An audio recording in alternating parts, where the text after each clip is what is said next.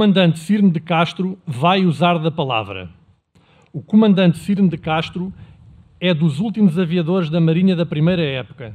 Foi brevetado em 1954, tendo servido como piloto aviador nas primeiras esquadras aeronavais da Força Aérea até 1959, altura em que regressou definitivamente à Marinha. Em 9 de março de 1916, a Alemanha declarou guerra a Portugal. Passou a pairar a ameaça dos submarinos alemães nas nossas águas e nas nossas costas, e para nos defendermos, na Marinha criou-se, em 28 de setembro de 1917, a aviação marítima, e a legislação também lhe fez nascer 3 centros de aviação, um no norte, outro aqui no centro e outro no sul. A aviação marítima, como na altura se designava, foi organizada inicialmente por Sacadura Cabral e foi-lhe cometida a missão de colaborar com os meios aéreos e navais da Marinha Francesa, que já estava a atuar no nosso país.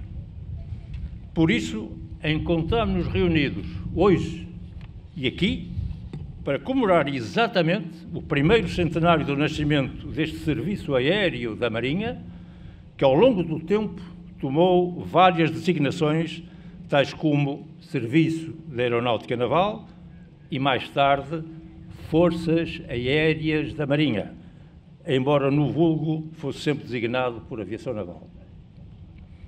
Sacadura Cabral e Gá Coutinho, com a travessia aérea do Atlântico Sul, em 1924, voando em 3 hidros da Aviação Naval, confirmaram o sucesso do sistema de navegação aérea astronómica por eles congeminado. E por isso, desde 2011, esta viagem encontra-se no Registro Internacional da Memória do Mundo da Unesco.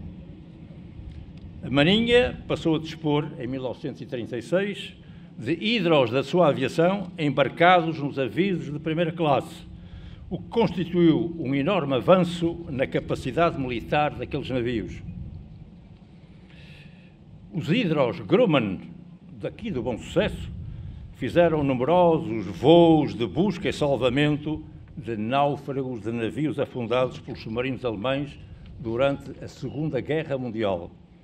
Estes hidros, durante o conflito mundial, asseguraram, sem problemas de maior, as ligações aéreas entre o continente e os Açores e a Madeira, transportando entidades e correio classificado, tendo ainda constado que estariam preparados para evacuar para os Açores o Presidente da República e do Governo em caso de invasão da península pelas forças alemãs. A ideia de transferir o Bom Sucesso para o Montijo nasceu em 1929, intensificou-se em 1938, mas as obras atrasaram-se devido à Guerra Mundial. Foi a Marinha que escolheu e delimitou os terrenos do Montijo, que elaborou os projetos e dirigiu a construção das instalações iniciais da Base Aérea 6. Com a entrada de Portugal na NATO, em 1949, surgiram inevitáveis consequências na política da defesa nacional. E daí que em 1952 surgisse a criação do Secretariado de Estado da Aeronáutica e a decisão política e polémica de se proceder à unificação das forças aéreas da Marinha e do Exército, tendentes ao nascimento do terceiro ramo das Forças Armadas, a Força Aérea. As forças aeronavais criadas no âmbito da Força Aérea ficaram instaladas na Base Aérea 6, juntando as guarnições de São Jacinto e do Bom Sucesso, iniciando-se para todo o pessoal aviador da Marinha um período de expectativa benévola. Formaram-se 2 esquadras anti-submarinas de PV-2, com pessoal muito bem treinado, proveniente dos centros aeronavais extintos, e nestas esquadras foram-se integrando, aos poucos, elementos oriundos da Força Aérea. Isto durou um pouco mais de 5 anos, que foi o tempo que duraram as forças aeronavais, pois estas foram extintas em 1 de abril de 58, com a adesão definitiva e voluntária de muitos pilotos aeronavais aos novos quadros da Força Aérea. Aos pilotos aeronavais que não aderiram ao convite da Força Aérea, só lhes restava regressar à Marinha. E esta acolheu assim os seus últimos pilotos aviadores de asa fixa. O chefe do Estado-Maior da Armada e Autoridade Marítima Nacional, Almirante António Silva Ribeiro, vai usar da palavra. A aviação naval, como aqui já foi dito, designação genérica da componente aeronaval da Marinha, foi criada em 28 de setembro de 1917 e contribuiu de forma significativa para a expansão e desenvolvimento da aeronáutica civil e militar em Portugal. O seu principal marco histórico foi a travessia aérea do Atlântico Sul, realizada pelo comandante Sacadura Cabral e pelo almirante Gago Coutinho em 1922, feito extraordinário que dentro de 5 anos teremos a ocasião de celebrar com a relevância merecida. A criação da Força Aérea em 1952 veio resultar na absorção gradual da aviação naval, num processo que se prolongou até 1958. No entanto, 3 décadas e meia depois, a Marinha voltou a ganhar asas, com a criação da Esquadrilha de Helicópteros e a chegada dos helicópteros Lynx em 24 de setembro de 1993. Para além do significado histórico da efeméride que hoje assinalamos, amplamente evidenciado no discurso do Sr. Comandante Aviador Naval Cirne de Castro, pareceu-nos adequado neste evento fazer um balanço da atividade mais relevante e da comprovada utilidade operacional dos helicópteros recebidos há 24 anos, que são os atuais meios da capacidade aeronaval da Marinha. Trata-se de um exercício útil, pois evidencia e confirma a complexidade, a especificidade e a importância prática da Marinha possuir esta capacidade, cujos helicópteros e respectivas tripulações são orgânicos das nossas fragatas. Mas esta síntese também é uma homenagem a todos aqueles que nos anos 90, na Marinha e na Força Aérea, contribuíram para a criação da Esquadrilha de Helicópteros, colocalizada na base aérea número 6 do Montijo, e para a incorporação dos helicópteros Lynx na Marinha. A este propósito, permitam-me que recorde os contributos dos oficiais e sargentos da Royal Navy, bem como o pessoal da Westland e da Bendix, que de 1993 a 1995 trabalhou permanentemente em permanente sintonia e camaradagem com os militares da Marinha e da Força Aérea. A todos, saúdo com respeito e gratidão.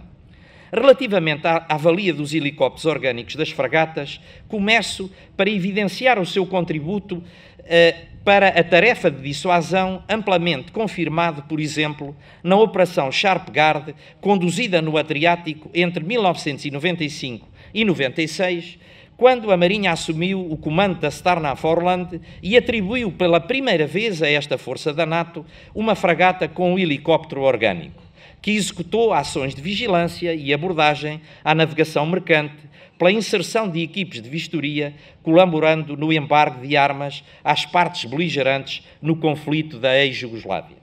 No que respeita à tarefa de defesa militar, os atributos dos helicópteros orgânicos das nossas fragatas permitem-lhes atuar em operações de infiltração e de recolha furtiva de forças especiais no litoral, assim como no desembarque e apoio logístico aos nossos fuzileiros, como tem sido exaustivamente treinado nos exercícios Contex-Fibex.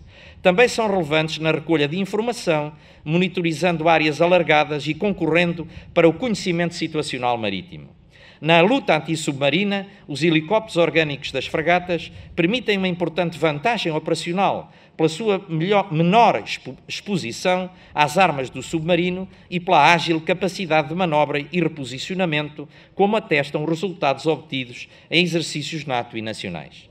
Quanto à tarefa de apoio à política externa, relembro que os Lynx foram empregues com assinalável sucesso em operações de combate à pirataria marítima na Somália, realizadas entre 2009 e 2013 e designadas por Allied Protector e Ocean Shield no âmbito da NATO e Atalanta para a União Europeia. Para além disso, foram empenhados durante a Guerra Civil na Guiné-Bissau, em 1998, onde tiveram um relevante desempenho na evacuação de civis e no transporte de delegações de ambas as partes em confronto para as negociações de paz. Recordo ainda o emprego desde 2001 nas operações Active Endeavour e Sea Guardian, de combate à proliferação e ao terrorismo transnacional no mar Mediterrâneo. Numa vertente humanitária do apoio à política externa, importa referir a colaboração em missões de auxílio pós-catástrofe e de assistência às populações em zonas litorais. A mais-valia desta última vertente ficou bem evidente nas operações em Timor-Leste, no âmbito das Nações Unidas, entre 1999 e 2004, e na missão na Ilha do Fogo, em Cabo Verde, no ano de 2014, após a erupção do vulcão do Pico do Fogo. Acresce ainda a colaboração em alto mar no apoio a navios sinistrados ao largo da Somália, no âmbito da missão Ocean Shield, em 2011. Finalmente, sob a tarefa de exercício da soberania e jurisdição no mar, saliento que os helicópteros orgânicos das fragatas revelam um conjunto de atributos específicos essenciais ao exercício eficaz do patrulhamento, da vigilância e do controle das atividades que se desenrolam nos espaços marítimos, podendo, inclusive, contribuir para as recolhas de prova de crimes ou ilícitos. Neste âmbito, são de realçar os empenhamentos em operações cooperativas com a Polícia Judiciária no combate ao tráfico de droga no domínio marítimo. Senhores oficiais, sargentos e praças da Esquadrilha de Helicópteros, feito este breve balanço da atividade realizada e da utilidade evidenciada pelos meios aéreos que a Marinha opera desde 1993, gostaria agora de enaltecer a relevância do vosso competente trabalho no aprontamento dos helicópteros, das tripulações e das equipes de manutenção que operam nas nossas fragatas. São 24 anos e quase 23 mil horas de voo ao serviço do país, sem acidentes. Trata-se de um excepcional registro a nível mundial, inédito nos operadores do Lynx, resultado só possível devido ao vosso extraordinário empenho, competência e espírito de missão. E se o legado da aviação naval é por todos nós reconhecido, só dele seremos dignos se tivermos a capacidade de o continuar. Importa, pois, falar também sobre o futuro. E como marinheiros que somos, temos que o fazer olhando além do horizonte. Nesse sentido, gostaria de vos enunciar 3 tarefas importantes. Primeiro, a primeira consiste na sustentação e na continuidade da operação dos helicópteros Lynx até 2030-2035, o que implica concluir um complexo processo de modernização em curso que permitirá acrescentar novas capacidades e torná-lo num helicóptero multitarefa e multiambiental. A segunda consiste na incorporação e sustentação dos futuros veículos aéreos não tripulados que a Marinha e a Autoridade Marítima carecem para o cumprimento das respectivas missões e para os quais a Esquadrilha de Helicópteros apoiará com ações de formação e treino, de manutenção e de sustentação logística. A terceira será reforçar ainda mais a excelente cooperação com a Força Aérea, na formação, na instrução e no treino do nosso pessoal, na utilização de infraestruturas comuns, bem como na incorporação e sustentação dos veículos aéreos não tripulados e na interação entre os navios da esquadra e as aeronaves da Força Aérea que participam nas operações navais e na busca e salvamento. Assim deverá ser, porque o trabalho conjunto que há décadas a Marinha e a Força Aérea fazem de forma notável, sem mácula, sem replicação de meios ou de tarefas e com economia de esforço e de recursos, na proteção do interesse nacional e na salvaguarda da segurança daqueles que navegam nos nossos mares, é um exemplo virtuoso e paradigmático de cooperação institucional ao serviço dos portugueses que prestigia as Forças Armadas e Portugal.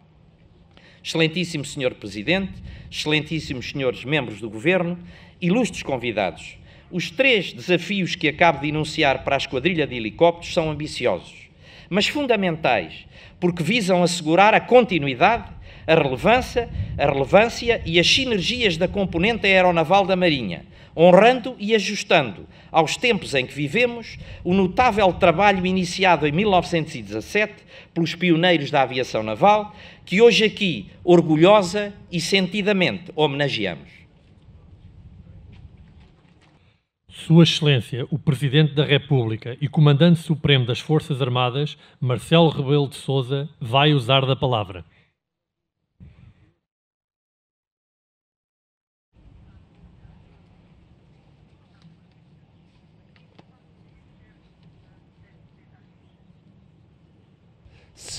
Senhor Ministro da Defesa Nacional, Senhor Secretário de Estado da Defesa Nacional, Senhor General-Chefe de Estado-Maior da Força Aérea, Senhor Almirante-Chefe de Estado-Maior da Armada, Senhores Generais e Almirantes, antigos Chefes de Estado-Maior da Força Aérea e da Armada, Senhores Oficiais Generais, Senhores Presentes e Antigos Aviadores da Armada, ilustres convidados, Senhoras, Senhores.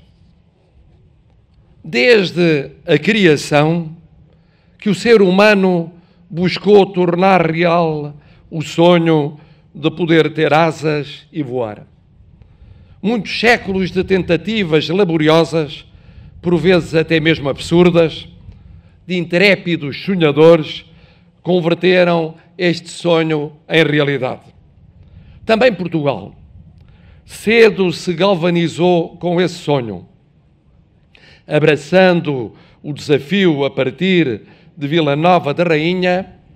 A nação deu início à aviação militar, de onde saíram os primeiros aviadores lusos para integrar forças aeronáuticas expedicionárias na Europa e em África. Porém, como já foi dito, naqueles anos da Grande Guerra, os submarinos devastavam no Atlântico e no Mediterrâneo. A nossa geografia e a ligação do país ao mar, condicionantes da política e da economia nacionais, exigiam a necessidade de empregar as máquinas voadoras, também e sobretudo para garantir a guarda e o uso desse mar. Estava consagrada a ideia do nascimento de uma aviação naval portuguesa. Apesar da agitação política da época, dos avanços e recuos institucionais e das dificuldades que pareciam inultrapassáveis, o labor e a perseverança de meia dúzia de homens, que foram o sustentáculo da aviação naval que se esboçava, tornaram possível voar sobre o mar português. E muitos daqueles que aqui estão hoje sabem e conhecem como foi enorme essa epopeia. A capacidade de utilização autónoma de hidroaviões e a operação de aeronaves a partir de navios, que cresceria e amadureceria, permitindo a concretização de missões em África, em Macau e, desde logo, mais perto, na distância física e comunitária, nos arquipélagos dos Açores e da Madeira. Na efêmera existência da aviação naval, até à sua integração na Força Aérea Portuguesa, foram muitos e notáveis os serviços prestados ao país. Foram 3 décadas e meia de feitos e de conquistas, de reveses e de lamentos, onde também eu quero realçar, pela sua esmagadora grandeza e valor científico, a primeira travessia aérea do Atlântico Sul, que celebraremos em conjunto com o Brasil em 2022, levada a cabo por 2 ilustres oficiais da Marinha, os heroicos então comandantes Artur Sacadura Cabral e Carlos Gago Coutinho. Mais do que a audácia de atravessar o Atlântico num pequeno hidroavião, comprovaram o rigor do seu sistema de navegação, pioneiro entre os demais e precursor do irreversível progresso da navegação aérea. Por isso aqui lhes rendo, uma vez mais, em nome de Portugal e de todos os portugueses, a minha homenagem, não esquecendo o crucial papel do primeiro no lançamento e direção no quadro da nova aviação naval. volvidas décadas. A Marinha voltou a ter asas em 1993. E tal como no passado, rapidamente cresceu e afirmou, com afinco e determinação, uma significativa aviação naval. Neste quase quarto de século de existência do helicóptero naval, a Esquadrilha de Helicópteros da Marinha é e continuará a ser uma unidade fundamental para as nossas operações navais, gerando os destacamentos de helicópteros orgânicos embarcados nas fragatas e permitindo-lhes alcançar todo o seu potencial. Duas épocas distintas, a mesma notável armada, a mesma marinha, servida por pessoas competentes e temerárias. Mais uma vez se prova, e nunca é demais frisá-lo, que o valor das instituições assenta na excelência das pessoas que nelas servem. Falei naqueles dos presentes, um dos quais deu o seu testemunho, que aqui estão hoje, da antiga e da atual aviação naval, grandes responsáveis por este momento histórico. Sem o vosso esforço, sem o vosso empenho, sem a vossa dedicação, ele não teria sido possível. Bem-ajam pela vossa devoção à aviação naval, pelo vosso entusiasmo, pela vossa abnegação e sacrifício pela pátria comum.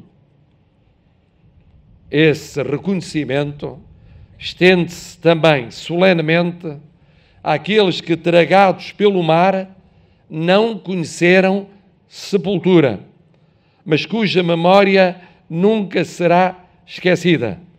Desde logo o comandante Sacadura Cabral, o pioneiro, a cuja evocação junto simbolicamente o primeiro-tenente Apeles Espanca, falecido aqui em 1927, no Tejo, mesmo em frente deste local, e a quem sua irmã, Florbela Espanca, dedicou o seguinte excerto do conto O Aviador. Vamos pô-lo naquela urna de cristal que é como um túmulo aberto de onde se avista o céu. Decorridos 100 anos da criação da aviação naval, Portugal e os portugueses testemunham a sua gratidão aos que empreenderam tão relevante obra e cuja memória perdurará eternamente. A nação portuguesa olha a aviação naval com estima, orgulho e admiração pela sua história, pelo seu permanente sentido de abnegação e pelos seus únicos, irrepetíveis e gloriosos serviços prestados a Portugal. O Presidente da República e Comandante Supremo das Forças Armadas assume hoje aqui a responsabilidade nacional de prestar esta justa e muito sentida homenagem à aviação naval, que é uma homenagem à Marinha Portuguesa.